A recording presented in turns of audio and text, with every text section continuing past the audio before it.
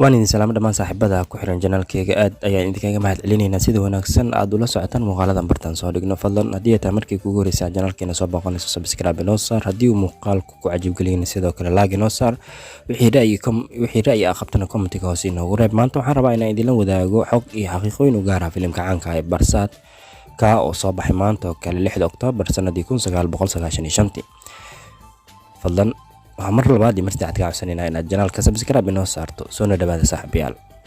waa tahay saaxiibayaal haddii aan u guda galno warbixinteena ama xogtaan kaga hadli doono filimka lagu magacaabo Barsaat.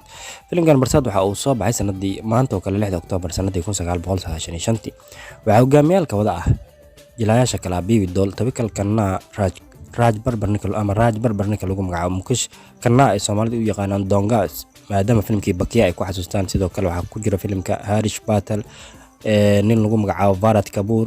sidoo kale waxyaabaha dadyoga kale caanka ay ku jira filimkan waxaa ka mid ah ninka lagu magacaabo Dani Dazunguba. markaan eegno filimkani waxaa director-ka caanka ah Raj Kumar Santoshi halka soo saar uu ka yahay Dalamandar. markaan eegno filimkan tiyaatarada la saaray waxaa la saaray filimkan tiyaatar gaarayo 210 tiyaatar ayaa la saaray saaxiibayaal. markaan eegno lacagaha lagu qarash gareeyay waxa weeyaan 8.25 karoor ayaa lagu qarash gareeyay waxa uuna keenay lacag dhan 19.18 karoor ayuu soo xareeyay saaxiibayaal. markaan eegno tirada ticket u goosatay waxaa lagu sheegaa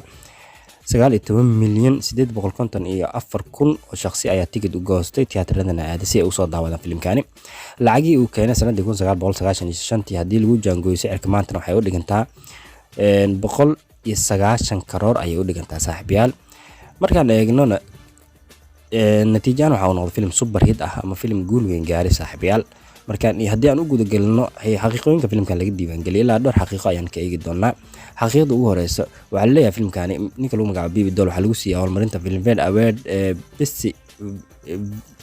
best male debut yani atooraha ku cusub aflaamta ayaa lagu siiyay sanadii 1995. sidoo kale gabadha lagu magacaabo Tawakal Kanna isla abaalmarintan ay ku qaadato waxaa iyadana lagu siiyay abaalmarinta Filmfare Award best female debut oo ay ku qaadato filimkani Barsaat. labadoodaba abaalmarintaas ay ku qaateen. xaqiiqooyin kale haddaan sii eegnana gabadha lagu magacaabo Karishma Kapoor ayaa marka hore ahayd dooqa koowaad ee gabadha lagu magacaabo booska gabadha lagu magacaabo Tawakal Kanna laakiin markii loo dhiibay in uu agaasim ka noqdo ama director ninka lagu magacaabo Raj Kumar Santoshi filimka waa laga saaray gabadha lagu magacaabo Karishma Kapoor waxaan lagu bedelay gabadha lagu magacaabo Tawakal Kanna.